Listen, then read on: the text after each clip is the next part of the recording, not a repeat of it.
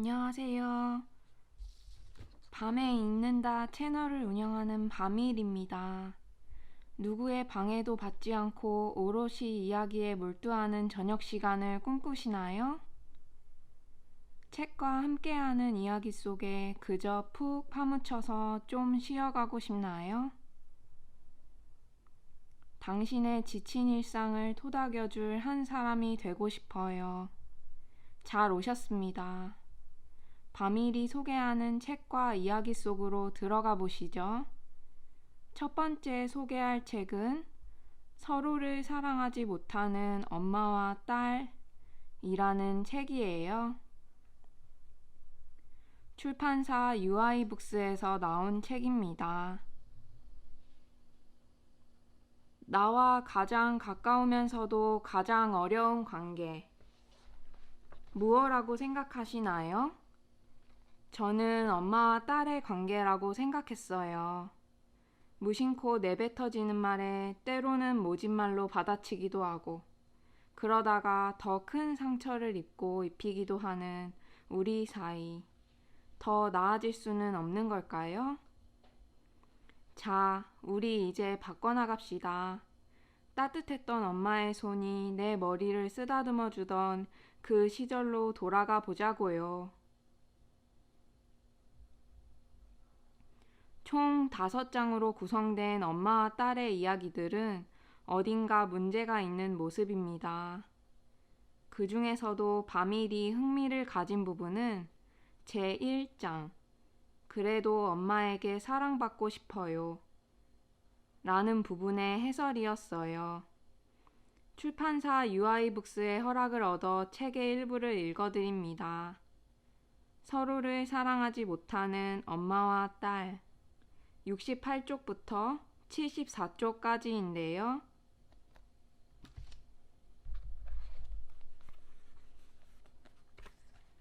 좋은 엄마가 딸에겐 나쁜 엄마일 수도.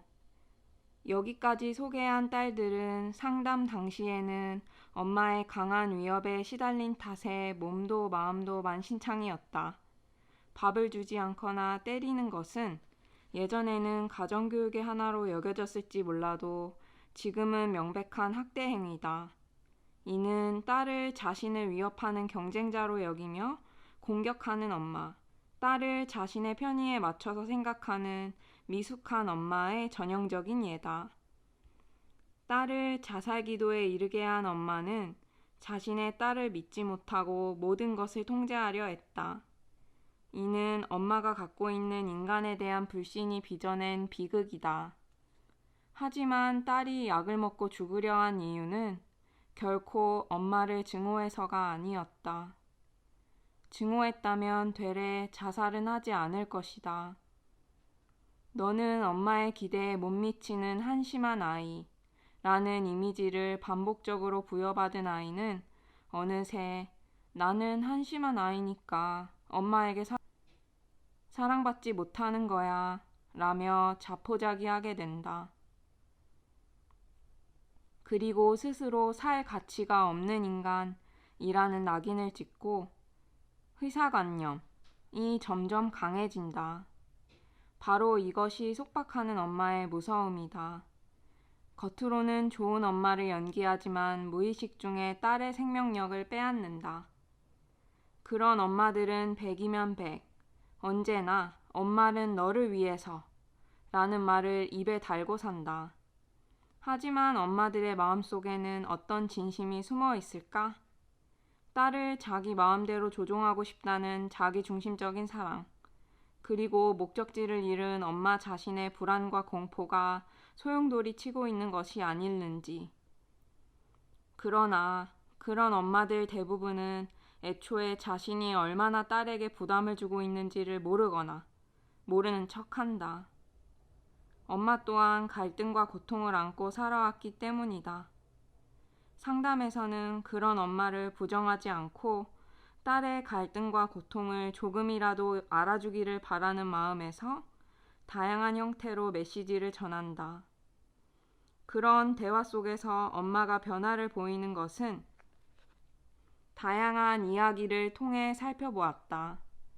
그러나 딸에 대한 집착이 지나치게 강하면 통찰이나 행동의 변화에 좀처럼 도달하지 못하고 화해하는 데 시간이 오래 걸린다. 자신을 믿는 힘. 지금까지 소개한 3명의 딸들도 그러한 모녀의 꽉 막힌 사랑과 증오 사이에서 갈등하며 발버둥 쳤다. 하지만 그녀들은 엄마의 압박에 계속 굴하면서도 자신의 인생을 스스로 개척해야 한다며 자립을 향해 첫 발을 내디뎠다. 첫 번째 이야기에서 윤주 씨의 어머니는 앞으로 나아가려는 딸의 앞길을 막고 자신의 말을 듣지 않으려거든 나가라고 협박했다. 이는 너는 엄마를 버리겠다는 거야? 라는 강렬한 메시지이기도 했다. 그렇게 무겁게 짓누르는 엄마를 결국 윤주 씨는 떨쳐냈다. 그녀는 엄마를 버린 것이 아니다. 윤주 씨의 용기 덕분에 엄마는 증오해야 할 대상이 아닌 관계를 회복하여 언젠가 다시 만날 존재로 승화되었다. 그럼으로써 엄마도 딸에 대한 집착에 종지부를 찍는 것이 가능해지지 않을까. 두 번째 이야기의 유리 씨는 아빠도 엄마도 미워하지 못하고 이해하려고 노력하는 착한 딸이었다. 그런 그녀의 풍부한 애정이 멍하니 흘려보내기만 했던 자신의 감정을 되찾는 계기가 되었다. 엄마가 강력한 지배력을 행사하던 딸은 감정 표현이나 의사결정에 어려움을 느낀다. 유리 씨도 그렇게 되어가고 있었지만 1년의 사건을 계기로 자신 안에 숨쉬는 감정과 마주하고 자신이 가야 할 길을 찾았다. 다른 사람을 믿을 수 있는 사람은 자신 또한 믿을 수 있다. 세 번째 이야기의 지니 씨는 자살기도 끝에 엄마에게서 도망치는 것이 오히려 자신을 궁지에 몰아넣는다는 것을 깨달았다. 엄마로부터 계속 도망쳐도 영원히 자신의 인생은 시작되지 않는다는 것을.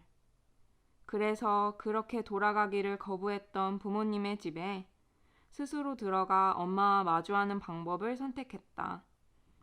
엄마에게 일방적으로 호소하거나 맞서는 대신 엄마를 용서하고 화해함으로써 오랜 시간 자신을 괴롭혀온 갈등에서 자유로워졌다. 지니 씨가 선택한 것은 엄마로부터 자립해 나가기 위한 화해였다. 그것은 자신의 힘을 믿는 것에서부터 시작되었다. 솔직히 말하자면 그녀들이 이런 선택을 하리라고는 생각조차 하지 못했다. 상담을 하면서 언제나 좋은 방향으로 나가기를 기도하지만 이렇게까지 용기 있는 결단을 내릴 줄이야. 실제로 그녀들의 힘과 가능성을 가장 믿었던 것은 나였다는 것을 자부하는 한편 그녀들의 변화를 보고 가장 놀란 사람 또한 나였다. 그리고 감탄했다. 그녀들이 최종적으로 한 것은 상담이 아니었다. 스스로 결론을 내리고 행동한 후 나에게 알린 것뿐이다. 엄마가 변하지 않는다면 내가 변하겠다. 엄마가 나를 놓아주지 않는다면 내가 떠나겠다. 엄마에게 도전하고 엄마를 용서하고 엄마와 재회하겠다. 자신감을 되찾은 그녀들은 각자 자신만의 결론을 내고 한 발짝을 내디딘 것이다. 그래도 엄마를 용서해야 하나요? 이따금 내담자에게 그런 엄마를 꼭 용서해야 하나요? 하는 질문을 받는다.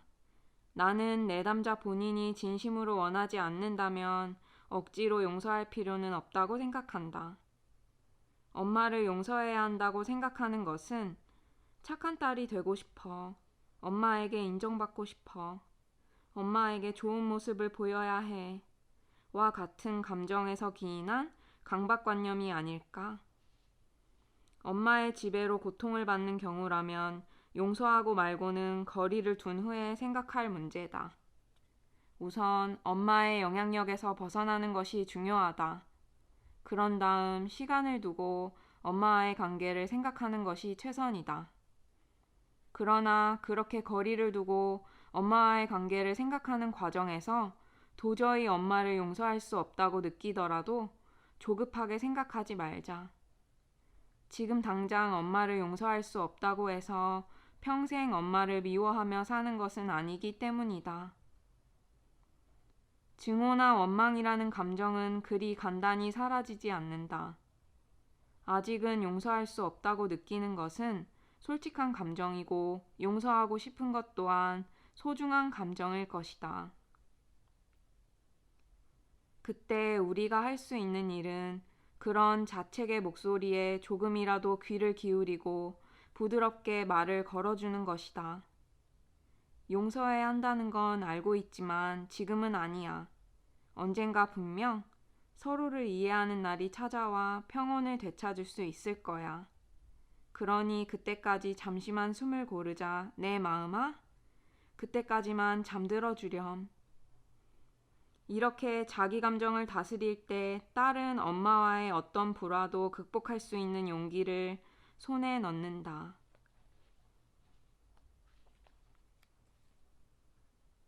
진정한 엄마를 찾아서 그녀들은 자신을 지배하고 통제하고 압박해온 엄마와 물리적, 정신적으로 거리를 두고 자신의 인생을 걷기 시작했다.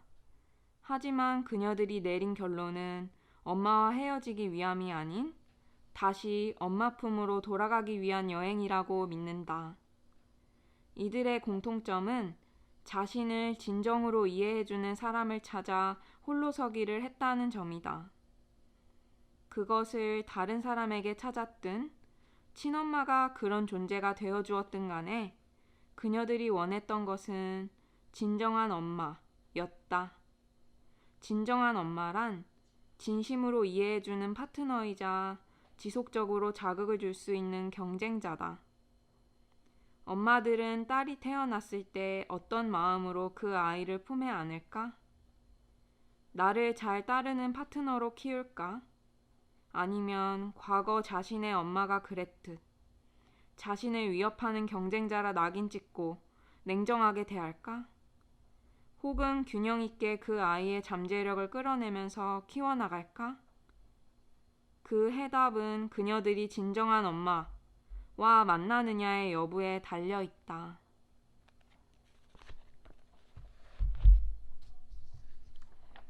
네, 어떠셨나요? 엄마가 강하게 자녀를 밀어붙일 경우에 자녀는 오갈 곳을 잃고 결국 망가지게 되는데요. 이런 난관을 어떻게 풀어가는가 지켜본 저자는 그들의 용기에 놀라곤 합니다. 생각해보니 바미리는 그렇게 강요받는 딸로 자라지는 않은 것 같아요. 하지만 강요라는 것이 꼭 강한 성격의 것만은 아니라는 생각이 들기 시작했어요. 사실은 강요가 권유나 추천이라는 말랑말랑한 옷을 입고 강요가 아닌 척 하고 있는 것이 아닐까라는 생각이 든 것이지요. 서로 밀어붙이다 보면 서로가 피곤해지게 마련인데요. 어느 한 사람이 놓을 수 없다면 슬픈 결과가 나올 수도 있을 법한 사례들이었어요. 우리가 다양한 사례를 일부러라도 보고 있는 것은 거기서 뭔가 배우고 얻어가기 위해서잖아요. 그런 생각을 하고 있다면 이 책이 큰 도움이 되지 않을까 생각합니다. 두 번째 부분을 살펴볼까요? 출판사 UI북스의 허락을 얻어 책의 일부를 읽어드립니다. 서로를 사랑하지 못하는 엄마와 딸 109쪽부터 111쪽까지인데요.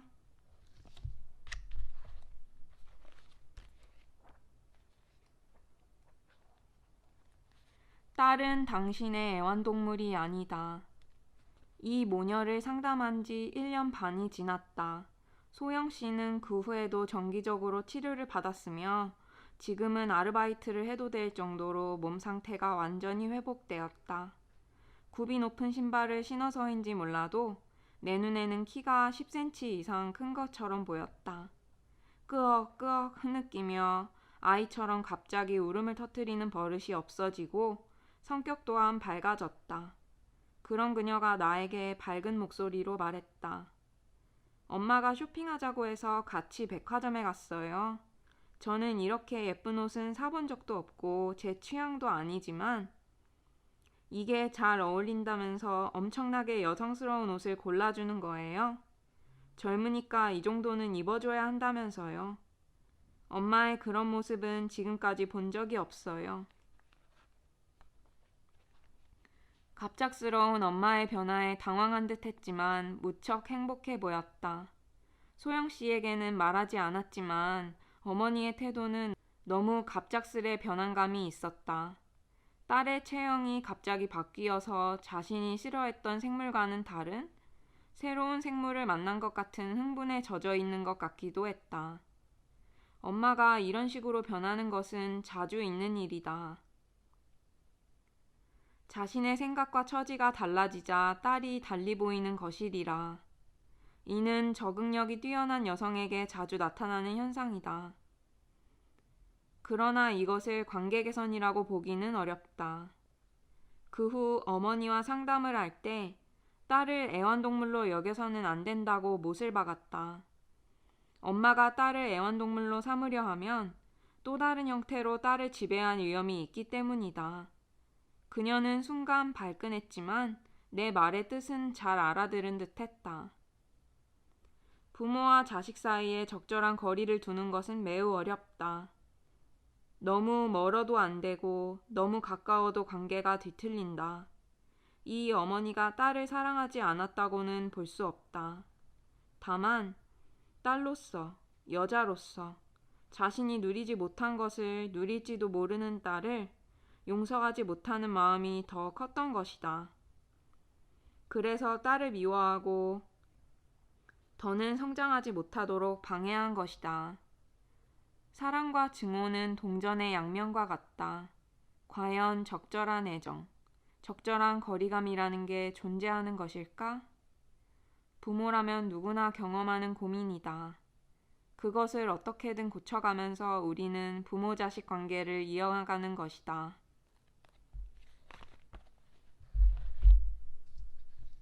네, 어떠셨나요? 딸은 당신의 애완동물이 아니다 라는 제목이 와닿았기에 골라보았어요. 어쩌면 우리는 서로를 부속물처럼 여기고 살아왔는지도 모르겠어요. 엄마는 그럴듯한 사람이어야 해. 내 딸은 어디 내놓고 말하기에 당당해야 해.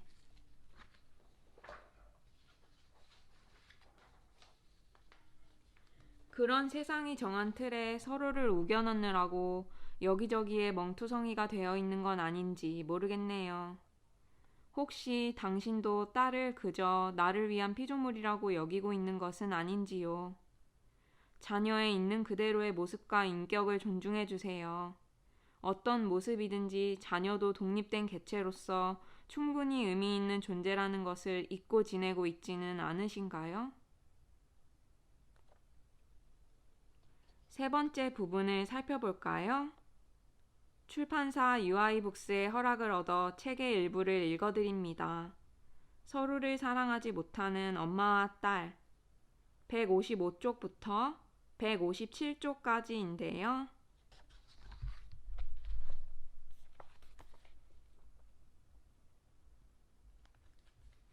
영원히 어른이 될 수 없는 딸.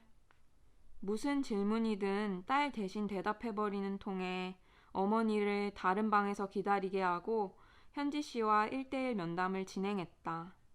그녀는 고급스럽고 세련된 옷을 입고 있는데도 생기가 전혀 느껴지지 않았다. 대화를 나눠보니 더욱 확실히 전해졌다. 내가 무슨 질문을 해도 주저하거나 그게 와 같은 반응뿐이었다. 급기야는 그런 자신에게 우라가 치밀었는지 울먹이기까지 했다. 뭘 해도 자신이 없어요. 어떻게 해야 할지도 모르겠고. 현지 씨의 상태는 예상한 대로였다. 어릴 때부터 엄마가 지극정성으로 무엇이든 알아서 해주니 스스로 노력하거나 생각할 필요가 없었다. 그저 이거 하고 싶어, 저거 갖고 싶어 하며 공주님처럼 자기가 원하는 것을 말하기만 했다. 이렇게 무슨 일이든 엄마가 다 해주다 보니 현지 씨는 점점 생각하지 않게 되었다. 평소에 사용하지 않으면 당연히 그 능력은 약해진다. 생각하는 힘뿐만이 아니다. 내가 정말 무엇을 좋아하는지, 무엇에 끌리는지 느끼는 힘도 점점 희미해진다. 불안감이나 초조함은 커져가는데 그 기분에 억눌릴 뿐. 그것을 어떻게든 타개하려는 생명력 자체가 매우 약해진 것이다. 심각한 예로 현지 씨는 쌀을 물로 씻는다는 사실조차 모르고 있었다. 전부 엄마가 해주었으니 어쩔 수 없었다고는 하지만 요리는커녕 청소도 빨래도 자기 손으로 해본 적이 없어 그녀의 생활력은 놀랄 만큼 낮았다. 고등학생 정도 되면 손재주가 뛰어나서 소품을 직접 만드는 아이, 센스 있게 꾸미고 다니는 아이가 있기 마련이다. 그런 와중에 아무것도 하지 못하는 현지 씨가 자신감을 잃어가는 것이 눈에 선했다. 앞서 소개한 엄마의 복제품이 되어버린 딸의 경우 엄마의 꼭두각시가 되는 것이 무섭다는 자각 증상이라도 있었지만 현지 씨는 그런 것을 느끼지조차 못하는 심각한 상황이었다. 하지만 지금부터라도 고쳐가면 된다. 시간은 걸리겠지만 엄마의 도움 없이 작은 것부터 스스로 해보게 하고 그것을 해내면 칭찬해 주기로 했다. 자신감이 없는 사람에게 자신감을 부여하는 방법은 잘했어, 정말 대단해 하고 계속 칭찬해 주는 것이다. 그것이 그들의 마음속에 자신감을 싹 틔우는 계기가 된다. 몇 차례 상담을 한 후였다. 사소한 것이라도 좋으니 매일 새로운 것을 하나씩 해보고 느낀 것을 일기로 써보라고 했다. 상담을 받을 때마다 현지 씨는 수줍은 듯 나에게 일기를 보여주었다. 설거지를 했다. 이불을 깔았다. 문단속을 했다. 등 그녀는 지금까지 스스로 해본 적이 없는 것을 해보고 일일이 기록한 뒤 간단한 소감을 적었다. 처음에는 힘들다, 귀찮다, 어렵다 와 같은 짧은 소감이 적혀 있었지만 점점 수건이 보송보송하게 세탁되어 기분이 좋았다. 처럼 감정 표현도 하게 되었다. 우와, 혼자서 핫케이크를 만들었군요. 굉장해요. 다음엔 저도 만들어주세요. 처음에는 핫케이크를 태우기 일쑤였는데 결국은 잘 구워졌다는 기록을 보고 내가 눈이 휘둥그레져 칭찬하니 현지 씨는 약간 자랑스러운 듯 웃으며 고개를 끄덕였다. 그녀에게 그런 미소가 흘러나오기까지 처음 상담한 날로부터 1년 가까운 시간이 걸렸다.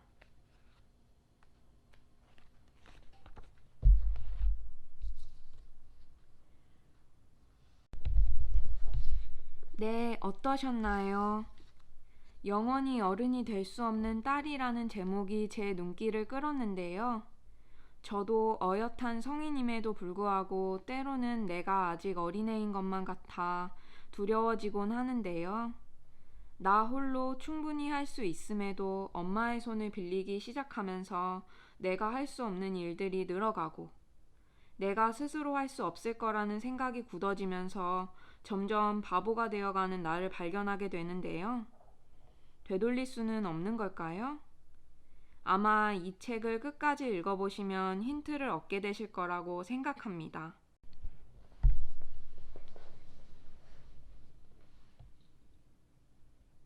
네 번째 부분을 살펴볼까요?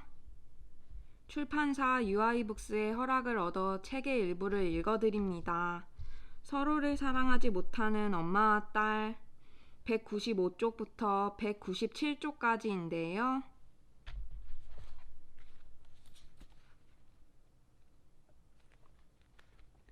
당신은 당신의 엄마와 다르다. 엄마라면 누구나 내 딸은 이랬으면 하는 이상과 기대를 품고 있다. 그런 마음을 부정할 필요는 없다. 나는 그녀에게 어머님이 하는 행동이 따님에게 정말 의미 있는 것인지 생각해보면 어떨까요? 하고 제안했다. 그러면 모녀관계를 객관적으로 보게 되어 짜증도 줄어들 것이라고 설명했다. 어머님은 친정 어머님과는 다르고 따님은 어린 시절의 당신이 아닙니다. 각자가 다른 생각을 가진 다른 사람이라고 생각하면 마음이 좀 가라앉을 겁니다. 그렇게 말하자 그녀는 몇 번이고 고개를 끄덕이더니 나에게 이렇게 말했다. 딸은 딸인 거네요. 그 시절의 제가 아니고요. 그런데 언제나 저는 딸아이에게 투사하곤 했어요. 지금 선생님이 말씀하신 것처럼 우리 엄마가 조금이라도 내 마음을 알아주었다면 이렇게 나쁜 엄마는 되지 않았을 텐데. 노력해 볼게요. 딸애가 정말 기뻐할까 하며 아이의 마음을 헤아리는 건 엄마라면 당연히 해야 할 일이잖아요. 이 어머니는 더 이상 딸을 때리지 않게 되었다. 상담 중에도 아이를 칭찬하며 이따금 자애로운 표정을 지어 보였다. 딸은 예전에 비해 엄마의 눈치를 보지 않고 웃음도 많아졌다고 한다. 이 어머니와 딸의 관계는 이제부터 시작이다. 앞으로 넘어야 할 산은 많겠지만 우선 고난의 첫 페이지는 종지부를 찍었다고 생각한다. 모녀 사이는 아주 가깝다. 그러나 그 속에서 아주 조금만 거리를 두는 것?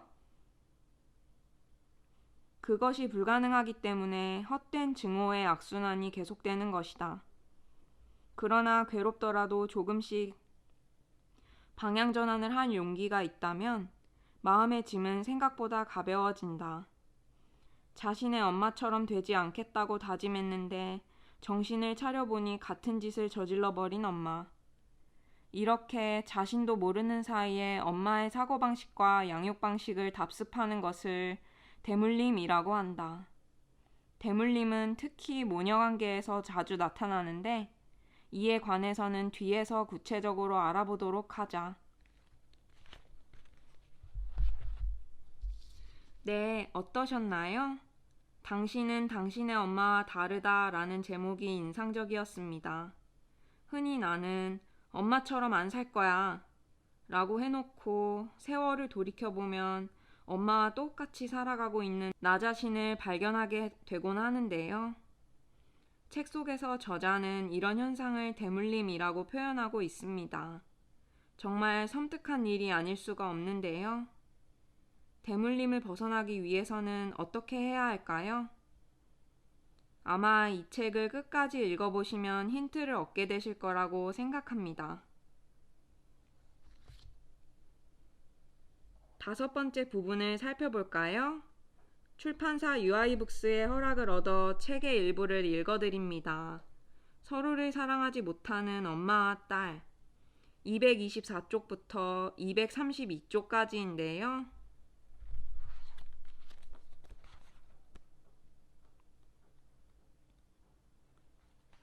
부모와 자식은 공의존의 원형. 한 세대에서 다음 세대로 이어지는 모녀 간의 밀접한 관계를 말할 때 이른바 공의존이라는 말이 사용된다. 공의존이란 원래 알코올 중독의 임상 연구에서 생겨난 용어인데 최근에는 대인관계 중독에서 사용될 때가 많다. 한 사람이 다른 사람에게 지나치게 의존하고 다른 한 사람은 그 상대에게 자기를 희생하며 모든 것을 쏟아붓는 뒤틀린 상황이 지속되는 관계를 말한다. 가령 심한 술주정이나 폭력 등의 문제가 있는 남자와 좀처럼 헤어지지 못하는 연애관계 등이 전형적인 공의존의 예로 꼽힌다. 이 경우 보살피는 사람은 보살핌 받는 사람의 행동에 계속 신경을 쓰고 모든 것이 자신의 책임인 것처럼 행동한다. 한편 보살핌 받는 사람은 내켜하지 않으면서도 자신을 완전히 내맡기며 의존하는 경우가 대부분이다. 최근 부모 자식 사이에서도 공의존적인 관계가 자주 보이는데 실은 부모와 자식은 공의존의 원형이라 할 수 있다. 아이는 태어난 직후에는 혼자서 아무것도 할 수 없다. 그러므로 부모에게 전적으로 의존한다. 어떤 의미로는 가장 극적인 형태의 의존 상태인데 그런 아이를 부모가 헌신적으로 키우는 것이 육아다. 아이는 성장하여 조금씩 혼자서 하려고 하고 자신의 의지로 다양한 경험을 하기 시작한다. 그러나 의존관계가 완전히 사라지는 것은 아니다. 한편 아이가 자립성과 자주성을 갖추기 시작하면 그 변화에 맞춰서 부모도 아이에게 의존하기 시작한다. 이렇게 부모-자식 관계는 진정한 의존의 결정체라 할 수 있다. 아이가 성장해서 어느 정도 스스로 자신을 돌볼 수 있게 되었다고는 해도 여전히 혼자서는 살 수 없으므로 부모에게 의존하는 상태가 지속된다. 그러므로 부모는 아이가 살아갈 수 있도록 헌신을 다해야 한다. 그러나 우리 부모님도 나를 그렇게 키워주셨으니까 하고 생각할 뿐 부모는 자신의 육아를 희생이라고 생각하지 못하는 경우가 많다. 그러다가 어느 날 갑자기 정신이 들면 나는 정말 대단해 또는 나는 정말 형편없어 부모 자격 미달이야 하는 생각이 들지도 모른다. 후자의 경우 부모-자식 관계는 보다 공의존적인 색채를 띨 가능성이 높다. 서로에게 의지하는 것은 당연하다. 공의존의 또 다른 특징은 상대를 통제해서 자기 마음대로 조종하려는 것이다. 가령 좋은 대학에 들어가기를 바란다거나 유명한 운동선수가 되기를 바라는 것이다. 하지만 그렇게까지 구체적인 바람이 아니더라도 훌륭한 사람이 되기를 바란다. 와 같은 일반적인 생각도 아이 입장에서는 자신을 통제하는 속박이 될 수 있다. 내가 하고 싶은 대로 하라 는 말도 어떤 의미에서는 부모의 조종이라 할 수 있다. 자기가 부족한 부모라는 두려운 마음에 아이에게 헌신하는 부모는 아이를 통제하지 않는 것처럼 보이지만 실제로는 그렇지 않다. 그들은 늘 신경을 곤두세우며 지나치게 챙겨줌으로써 아이가 자랄 방향을 결정해버린다. 공의존 경향이 강한 부모는 아이를 돌보는 것에서 자신의 존재 가치를 찾기 때문에 무의식적으로 아이가 자립하는 것을 두려워하는 것이다. 부모가 그런 생각에 빠져 있는 한 아이는 부모의 보살핌을 귀찮게 여기고 반발한다. 혹은 그대로 부모에게 기대어 있다가 아무것도 할 수 없는 인간으로 자랄 가능성도 있다. 지극히 당연한 것처럼 보이는 정직하게 살기 바란다.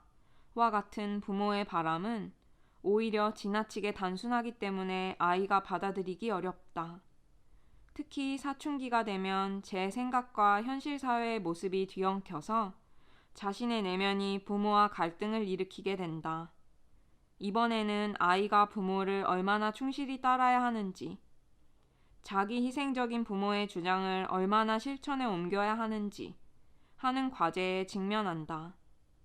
지나치게 부모를 따르며 헌신하는 아이는 오히려 부모를 무의식적으로 통제하는 경우가 있다. 즉, 부모의 기대에 부응하지 못하는 아이를 연기함으로써 언제까지나 부모에게 기대는 상황을 만들어 부모에게 죄책감을 느끼게 한다. 이것 봐요. 엄마 딸은 시간이 지났는데도 전혀 성장하지 못했어요. 이게 정말 제 잘못인가요? 하는 태도를 끝까지 고수하는 이처럼 아이가 자립해가는 과정에서 부모 자식의 관계는 다양한 상황에 맞닥뜨리며 반드시 공의존 상황에 직면한다.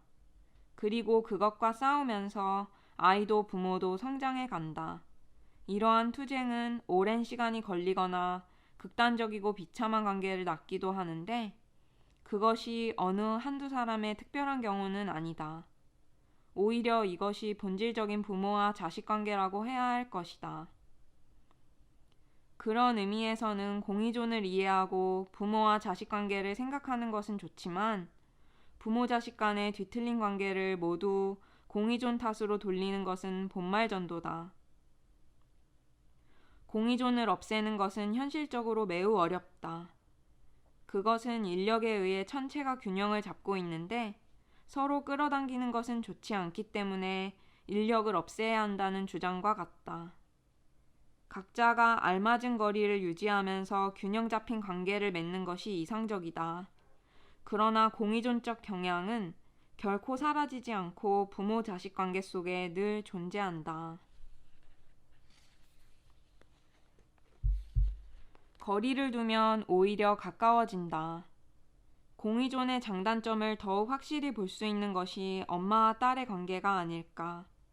엄마와 딸의 관계 중에도 공의존적 관계라고 한다면 엄마가 딸에게 헌신하거나 딸이 지배적인 엄마에게 기대는 모습 등이 떠오를지도 모른다. 공의존의 기초가 되는 부모와 자식의 애정관계는 원래 부자보다는 모자가 훨씬 강하다. 일반적으로 여성이 정서적인 감성이 뛰어나기 때문이다.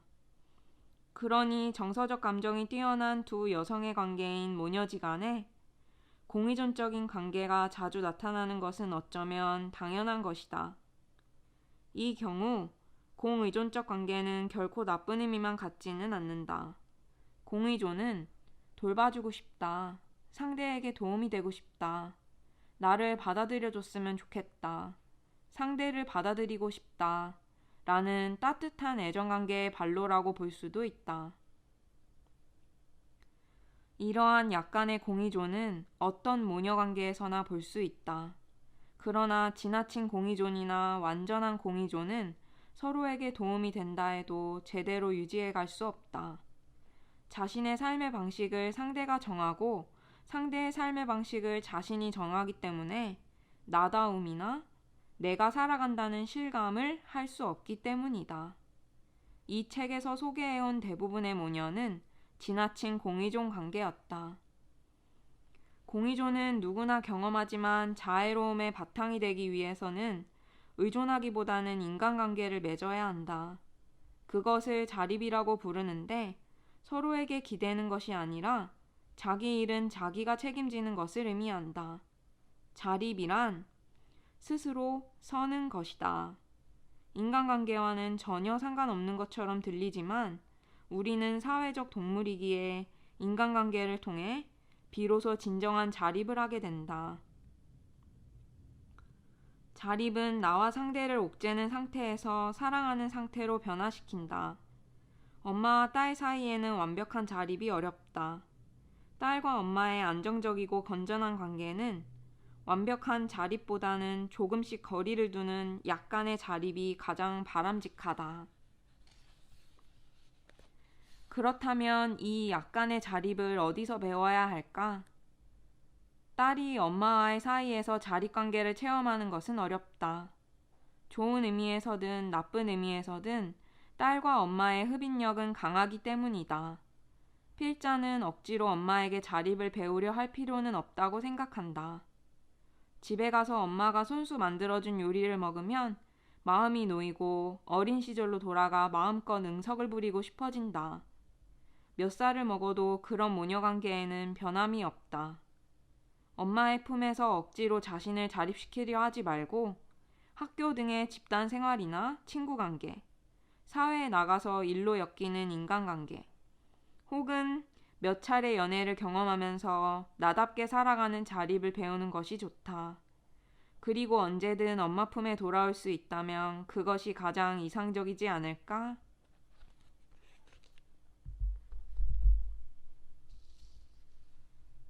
네, 어떠셨나요? 거리를 두면 오히려 가까워진다 라는 말이 참 모순적이게도 와닿지 않나요? 마치 연애하는 두 사람이 밀당하듯이 엄마와 딸의 관계에도 적절한 긴장이 중요하다는 걸 바미리도 생활 속에서 많이 느끼고 있답니다. 엄마와의 바른 관계가 밖에 나가서 맺는 모든 인간관계의 시발점이 된다는 걸 알고 계셨나요? 그래서 생애 초기 경험이 참 중요하다고 다들 그러는데요. 엄마가 되는 것은 우리가 선택할 문제지만 엄마가 아니라도 우리는 누군가를 가르치며 살아가게 됩니다. 그게 학교 친구일 수도 있고 직장 후배일 수도 있고 친척이 될 수도 있고 그 양상은 다양합니다. 그렇다면 우리가 충분히 누구에게나 영향력을 미칠 수 있는 귀한 사람이라는 걸 하루빨리 깨달아야 하지 않을까 합니다. 그러기 위해 자신감을 가지고 모든 일에 부딪히면서 얻는 성공 경험을 통해 현실적인 자아를 형성해야 하는 거겠지요. 부딪히고 깨지면서 배운다고들 하잖아요. 부서질 것이 두려워 피하고만 있으면 어떤 경험도 쌓을 수가 없겠죠? 어미새는 아기새를 둥지에서 떠밀어 주곤 하잖아요. 날선 세상에 상처 입고 둥지로 돌아오면 어미는 또 따뜻하게 아기새를 안아주곤 합니다. 우리가 떠나야 할 둥지가 엄마이고 다시 돌아가야 할 곳도 엄마의 품이지요. 이렇듯 우리는 엄마와 떼려야 뗄 수 없는 사이입니다. 밤이리도 매일 엄마와 마주하며 실수하고 후회하고 자책하고 반성하고 있는데요. 그런 과정에서 조금 더 실수하지 않을 수 있는 교본이 되어준 게 바로 유아이북스의 서로를 사랑하지 못하는 엄마와 딸이라는 책이었던 것 같아요. 엄마와의 관계 아주 좋은데요? 문제 없는데요? 라는 분들도 읽어보시면 보다 더 나은 관계를 위한 팁들이 가득해서 도움이 될 거라고 생각합니다. 책을 가까이 하기에는 유혹이 너무 많은 요즘이지만 책만큼 우리 마음속으로 깊게 침투하고 진한 흔적을 남기는 매체도 없다고 밤이리는 생각합니다. 오늘 유아이북스의 서로를 사랑하지 못하는 엄마와 딸 어떠셨나요? 밤이리는 이 책을 책꽂이에 잘 보이게 꽂아두고 오늘의 다짐이 흐려질 때마다 다시 꺼내어 읽고 싶다는 그런 생각을 하게 한 책이었어요. 나는 엄마와 사이가 좋지 않아. 그렇게 그냥 실망하고 말 건가요? 여기 다시 엄마와의 관계를 점검할 수 있는 기회를 던지는 책을 지나치고 말 건가요? 세상에서 엄마가 제일 좋아. 이 관계를 건강하고 오래 유지하고 싶어. 그런 분께도 강력 추천하는 책입니다. 책을 읽는 당신이 아름답다. 내 방 한 구석을 작은 도서관으로 만들어 보세요. 두고두고 읽어도 재미있는 책. 라면 받침으로 쓰고 말아버릴 운명의 책을 당신 창가로 가져가게 만들 속삭임. 밤에 읽는다. 밤일이었습니다. 건조하고 삭막한 내 일상에 책과 함께하는 이야기 한 방울 하세요. 톡톡.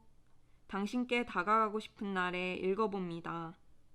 영상을 더 많은 사람들과 나누고 싶다면 좋아요와 구독 꾹 잊지 마세요. 감사합니다.